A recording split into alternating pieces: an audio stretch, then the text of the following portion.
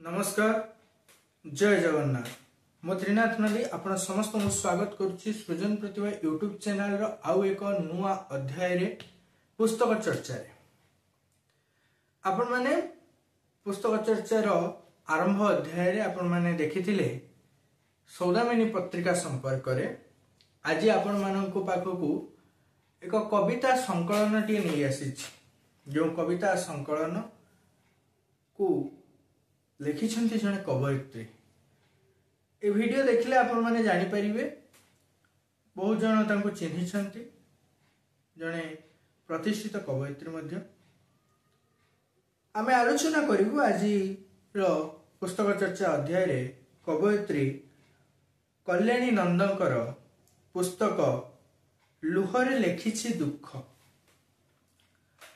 कवयित्री कल्याणी नंदकर लुहरे लेखिछि दुख ए जो पुस्तकटी आपण माने देखुछन्ति तार प्रच्छद पटटी अत्यंत आकर्षणीय ए दृष्टि रु आपण मानको कहिली ताहा अत्यंत आकर्षणीय ए पुस्तकर ना को नै जो प्रच्छदटी प्रस्तुत करा जायछि प्रच्छदटी प्रस्तुत करछन्ति दीपक बोस खूब सुंदर भाव रे प्रस्तुत करछन्ति से भी जने सारस्वत स्रष्टा जो आखि अच्छी आखिर अश्रुझारा पड़ुची एवं कालिया शांत पाखरे से पहुंची जाउची से आखिर अश्रुधारा एठु आपण माने निश्चित भाव रे ज्ञाति बा आपण माने जानि पारुथिबे जे जो लुहर दुखटा से कालिया शांत पाखरे दैछन अर्थात आपण माने निश्चय एथरो अनुभव करि पारुथिबे जे बहिटी भक्ति रस बा भगवान को पाखरे समर्पित करिवार भाव एठी हमें बा एठी ए पुस्तक रे से आलोचना करछन आपण मान को भाबिबा स्वाभाविक एवं सठिक मध्य पुस्तकटी रे जो कविता मान रहिछि ताहा भक्ति रस संपर्कित एवं या भक्ति रस कविता संकलन लुहरे लेखिछि दुख एवं ए जो टाइटल टी बा बहिर नाटी लुहरे लेखिछि दुखर जो बहिर नाटी तांको पुस्तकर शेष कवितार ना बुझी पाले तेबे ए पुस्तकटी फकीर मोहन साहित्य परिषद शांतिकानंद मल्लिकासपुर याको प्रकाशन करछन्ति 2018 मसिया रे 2018 गोडाई दिन गलानी तथा तेबे ए पुस्तक संपर्क रे आपण मानकु जदी कहि रखे एथिरे प्रथमे से उत्सर्गीकृत करछन्ति तांको पिता एवं तांको मां से लेखिछन्ति बनर मालती बनरे फुटी झरी पड़े तार सुवास केही बारी पारे ना ठीक सेही परी मो मार अफुरंत प्रतिभा घरर चारिकांथ मध्य लुकायित होई रहितिला तू थिलु सर्वसहा अनन्य स्मृति संपन्ना और ज्ञानमयी मोर एही लुहरे लेखिछि दुख कविता गुच्छकु तो आशीर्वाद रो फूल माने करी तोरी चरण कमल रे उत्सर्ग कली एतांग मां को उद्देश्य से लिखिछन्ति परे परे एक अभिमत रखिछन्ति प्राध्यापक ओडिसा रो सुनामधन्य प्राध्यापक मणिन्द्र कुमार मेहर स्वभाव कवि गंगाधर मेहरकर प्रपौत्र मणिन्द्र मेहर जने विशिष्ट प्राध्यापक तथा अति परिचित प्राध्यापक से एठारे गोटे सुंदर आलेख्य लिखिछन्ति एक सौंदर्यमय हृदय पाई सही मनीष ही प्रकृत रे भाग्यशाली जार अंतर भगवान को स्पर्श रे हुए सिहरित कवि हेबा पई कविता लेखि नाहंती माननीय कल्याणी नंद तांको समग्र हृदय प्रति मुहूर्त रे परिप्लावित होइछि दिव्य करुणार धारा रे ये तार प्रथम दुई धाड़ी एथुर आपण माने निश्चय अनुमान करि पारथुबे यार संपूर्ण कोन कहिबाकू से चाहिछन्ति फकीर मोहन साहित्य परिषद तार प्रकाशक एवं ए प्रकाशन संस्था कोनसे छापी नथिबारु ए जो प्रकाशकीय स्तंभटे विशिष्ट साहित्यिक लक्ष्मीकांत त्रिपाठी एठी उल्लेख करछन्ति परे परे से तांकर निज कथा बा निज संपर्क रे से लिखिछन्ति बहिर प्रथम रे निज कथा प्रसंग रे से राधानाथ गोटे भल पंक्तिटे लिखिछन्ति स्मृति तो कदापि नुहे फिंगिबार फिंगी पारिले से लभंता निस्तार। कविवर राधानाथ रायकर एही अनवद्य पंक्तिटी मो मानस पटरे बारंबार स्मृति रे रोमंथन हुए। तेणु मो अभुला स्मृति कुसुमर पाखुड़ारू मु पदुटीए कहूछि। ता संपरे से विशेष भाव जिनस लिखिछन्ति तांकर संपर्क रे 1961 मसीहा अक्टोबर मास शारदीय शुभ अवसर रे 26 तारिख सोमवार बस्ता ब्लॉक अंतर्गत दांडी शासन ग्राम रे जन्मग्रहण करथिले कवयित्री कल्याणी नंद। बस्ता ब्लॉक टी आपण मानकर चिर परिचित बालेश्वर जिला अंतर्गत। तेबे परे परे माँ बापा मध्य संगीत प्रिय थिले। माँ को संगीत विद्या उच्च शिक्षा लगी भल शिक्षकों को घर को डाकी प्रवर्ताई थिले। हेले ओढ़णा खोली माँ संगीत शिखि पारि नथिले। बापा विरक्त होतिले। इष्ट देवता शालग्राम रघुनाथ को डाकी डाकी से मते पाइथिले। बणर मालती बणरे फुटे झरी पड़े हेले से तार सुबास कहीं जानी पारे ना। ठीक सही परी मो माँ दुख रे आसीथिले। दुख सही सही सही पाषाणटीए होई संसार त्याग कले एवं सही आशा अभिलाष को से ग्रहण कले एवं कविता लिखिबा एवं गोटे साहित्य जगत रे तांकर किछि प्रतिभा को फुटेइबा पई से तांकर कविता आरंभ करले।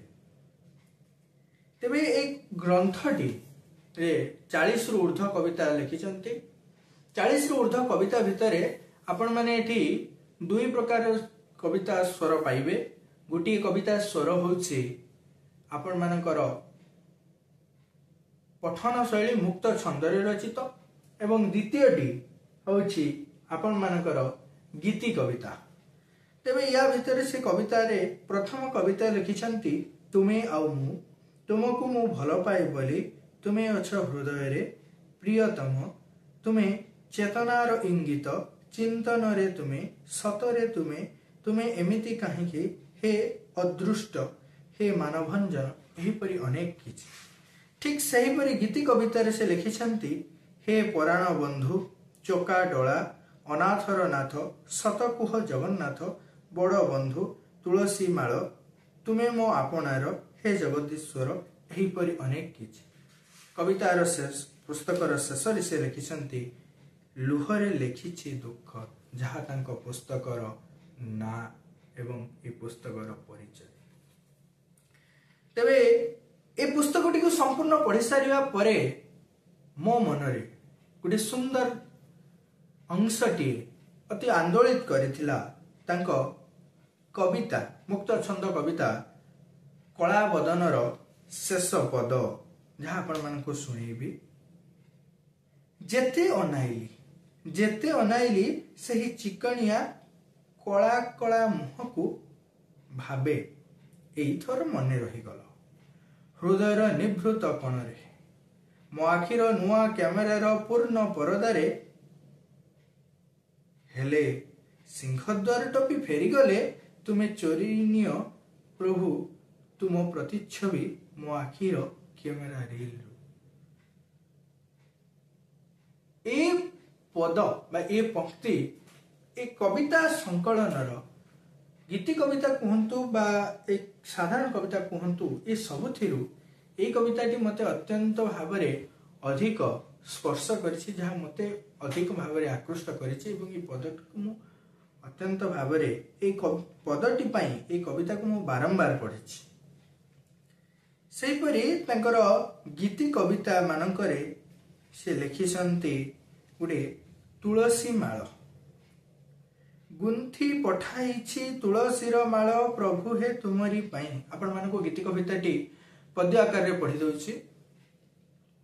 गुंथी पठाइछि तुलसीर माळ प्रभु हे तुमरी पाई नब की नेबनी मुदिन जानी नाही आहे जगत साई प्रभु हे तुमरी पाई प्रभु हे तुमरी पाई प्रभु हे तुमरी पाई ମୁଁ ତ ତୁମର ମଲୁହ ତୁମର ପରାସିନା ମୋ କରମ ଭୋଗେ ମହି ତଳେ ମୋ ଭାଗ୍ୟ ବଳେ ଦହି ଯାଉଛି ମରମ ଦେଇଛି ମୁଁ ଯେତେ ପାଇବି ମୁଁ ତତେ ଦେଇଛି ମୁଁ ଯେତେ ପାଇବି ମୁଁ ତତେ କିଆଁ ହୁଏ ହାଇଁ ପାଇଁ ଆହେ ଜଗତର ସାଇଁ ଆହେ ଜଗତର ସାଇଁ ଖୋଜିଛି ତୁମକୁ ମୋ ମନ ଦେବାକୁ ଧରା ଦେଇବି ଦେଉନାହଁ ହୃଦୟରେ ଅଛ ସବୁ ତ ଦେଖୁଛ ଅଛ ବୋଲି କହୁନାହଁ ହୃଦୟ ମନ୍ଦିର ଖୋଲି ହେ ଏଥର ଧନ୍ୟ କର ମାଳ ନେଇ ଗୁନ୍ଥି ପଠାଇଛି ତୁଳସୀର ମାଳ ପ୍ରଭୁ ହେ ତୁମରି ପାଇଁ ଗୁନ୍ଥି ପଠାଇଛି ତୁଳସୀର ମାଳ ପ୍ରଭୁ ହେ ତୁମରି ପାଇଁ। ଆପଣମାନଙ୍କୁ ଦୁଇଟି କବିତା ସମ୍ପର୍କରେ କହିଲି, ଗୋଟେ କବିତାର ସ୍ୱଳ୍ପ ଅଂଶ କହିଲି ଏବଂ ଗୋଟେ ଗୀତି କବିତାର ପୂର୍ଣ୍ଣ ପଢ଼େଇଲି ଆପଣମାନଙ୍କ ପାଖରେ। এই ଦୁଇଟି କବିତା ମୋତେ ଅତ୍ୟନ୍ତ ଭାବରେ ଆକର୍ଷିତ କରିଛି, ଯାହା ଆଶା ଆପଣମାନଙ୍କୁ ମଧ୍ୟ ଆକର୍ଷିତ କରିବ। এই ଗ୍ରନ୍ଥଟି ସମ୍ପୂର୍ଣ୍ଣ ଭାବରେ 120 ପେଜ ବିଶିଷ୍ଟ ଏବଂ ପୁସ୍ତକର ମୂଲ୍ୟ 100 ଟଙ୍କା ମାତ୍ର। 2018 ମସିହାରେ ଫକୀରମୋହନ ସାହିତ୍ୟ ପରିଷଦ ଶାନ୍ତିକାନନ ମଲ୍ଲିକାସପୁରରେ ଏହାର ପ୍ରକାଶନ ହୋଇଛି। ତେବେ ଆପଣମାନେ ଯଦି ଚାହାନ୍ତି ଏ ପୁସ୍ତକଟିକୁ ସମ୍ପୂର୍ଣ୍ଣ ଭାବରେ ପଢ଼ିବା ପାଇଁ କବୟିତ୍ରୀ କଲ୍ୟାଣୀ ନନ୍ଦଙ୍କ ସହିତ ଯୋଗାଯୋଗ କରି ଆପଣମାନେ ତାଙ୍କଠୁ ନେଇପାରିବେ। ଏବଂ ଏହାର ପ୍ରଚ୍ଛଦ ଯାହାକୁ ଆପଣମାନେ ଦେଖୁଛନ୍ତି ଖୁବ୍ ସୁନ୍ଦର ଭାବରେ ପ୍ରଚ୍ଛଦ ହୋଇଛି, ସେ ପ୍ରଚ୍ଛଦର ପଟର ଏ ପ୍ରଚ୍ଛଦ ପ୍ରସ୍ତୁତ କରିବାରେ ଯିଏ ପ୍ରମୁଖ ଭୂମିକା ଗ୍ରହଣ କରିଛନ୍ତି ମଧ୍ୟ ଜଣେ ବିଶିଷ୍ଟ ସାରସ୍ୱତ ସାଧକ ଦୀପକ ବୋଷ। ଆପଣମାନେ କବିତା ସଂକଳନ ନାଁ ଶୁଣିଥିବେ, ଆପଣମାନେ ବହୁତ କବିତା ପଢ଼ିଥିବେ, କିନ୍ତୁ ଏ କବିତା ହେଉଛି ଭକ୍ତି ରସ ସମ୍ବଳିତ। ଆମର 9ଟି ରସ ଆମେ କହୁଛୁ, ବର୍ତ୍ତମାନ 12ଟି ରସରେ ଆମେ ପହଞ୍ଚିଲୁଣି। ଏ 9 ରସ ଭିତରୁ ଆଗକୁ ଯାଇ ଆମେ ଯେଉଁ ଭକ୍ତି ରସ ଆମେ ଧରିଛୁ, 12 ନମ୍ବର ରସ ଭକ୍ତି ରସ, এই ଭକ୍ତି ରସ ସମ୍ବଳିତ ଇଏ ହେଉଛି ସେ ପୁସ୍ତକ ଭକ୍ତି ରସ କବିତା ସଂକଳନ। ତେବେ ଆଶା ଆପଣମାନଙ୍କୁ ପ୍ରେରଣ କରିଥିବା এই ଛୋଟ ବାର୍ତ୍ତାଟି ଆପଣମାନଙ୍କ ପାଖରେ ଖୁବ୍ ଆଦୃତ ହେବ ଏବଂ ଆପଣମାନେ ଆଗାମୀ ଦିନରେ ଏ ବହି ଖଣ୍ଡେ କିଣି ପଢ଼ିବେ, ମନ ଛୁଇଁବେ, ହୃଦୟ ଜିଣିବେ ଏବଂ କାଳିଆ ସାନ୍ତଙ୍କ ପାଖରେ ଆପଣଙ୍କ ଲୁହରେ ଆପଣଙ୍କ ଦୁଃଖ ଜଣେଇବେ, ଆପଣଙ୍କ ପାଇଁ ଆପଣଙ୍କ ନିକଟରେ ଥିବା କାଳିଆ ସାନ୍ତଙ୍କ ମନ୍ଦିରରେ। ଏ ଜଗତର ନାଥ ଜଗନ୍ନାଥ ସବୁଠି ଅଛନ୍ତି ଆମ ପାଇଁ, ଏ ଓଡ଼ିଆଙ୍କ ପାଇଁ, ଖାଲି ଓଡ଼ିଆଙ୍କ ପାଇଁ ନୁହେଁ, ଖାଲି ଭାରତ ପାଇଁ ନୁହେଁ, ସାରା ବିଶ୍ୱରେ ଅଛନ୍ତି ସମସ୍ତଙ୍କ ପାଇଁ। କିନ୍ତୁ ତାଙ୍କ ଜାତିର, ତାଙ୍କ ପ୍ରାଣର ଓଡ଼ିଆ ଟିକିଏ ଡାକିଦେଲେ ଆହେ କାଳିଆ ସାନ୍ତ ଚକା ନୟନ ବଡ଼ ବଡ଼ ସାମନ୍ତ ଆହେ, ସେ ଧାଇଁ ଆସନ୍ତି ଆମ ନିକଟକୁ ଟିକିଏ ଭାବ ବାଣ୍ଟି ଦେବା ପାଇଁ, ଆମ ଦୁଃଖକୁ ଦୂର କରିବା ପାଇଁ। ଭାବଭକ୍ତିର ପୂର୍ଣ୍ଣ এই ବହିଟି ଆପଣମାନେ ନିଶ୍ଚୟ ପଢ଼ିବେ ଏବଂ ଆଶା କରେ ଆପଣମାନେ এই ଭକ୍ତିମୂଳକ ରସକୁ ଆସ୍ୱାଦନ କରିବା ହେବେ। ତେବେ କବିତା ଗ୍ରନ୍ଥର ଶେଷରେ କବୟିତ୍ରୀଙ୍କ ସମ୍ପର୍କରେ କିଛି ତଥ୍ୟ ଦିଆଯାଇଛି ଏବଂ କବୟିତ୍ରୀଙ୍କ ଫଟୋ ମଧ୍ୟ ରହିଛି। ଆପଣମାନେ ସାଇଡ଼ରେ ଦେଖିପାରୁଛନ୍ତି କବୟିତ୍ରୀଙ୍କ ଫଟୋ। ଆଶା ଆପଣମାନେ ଏହି ପୁସ୍ତକ ଚର୍ଚ୍ଚାରେ ଅନେକ କିଛି ତଥ୍ୟ ପାଇଲେ ଏବଂ ଏହି ପୁସ୍ତକକୁ ଆପଣମାନେ କିଣି ପଢ଼ିଲେ ପୁଣି ଥରେ ଅନେକ କିଛି ଭାବଭକ୍ତି ଆପଣମାନଙ୍କ ମନରେ ଆସିବ ବୋଲି ଆମର ବିଶ୍ୱାସ ଏବଂ ଆଶା। ଏଥିସହିତ ଏହି ଛୋଟ ଉପସ୍ଥାପନାକୁ ଆପଣମାନଙ୍କ ସମ୍ମୁଖରେ ମୁଁ ତ୍ରିନାଥ ନନ୍ଦୀ ସମାପ୍ତ କରୁଛି। ଆଶା ଆପଣମାନଙ୍କର ଭଲ ପାଇବା ଏଭଳି ଆଗକୁ ମିଳିବ ବୋଲି। ଧନ୍ୟବାଦ। ଜୟ ଜଗନ୍ନାଥ। ନମସ୍କାର।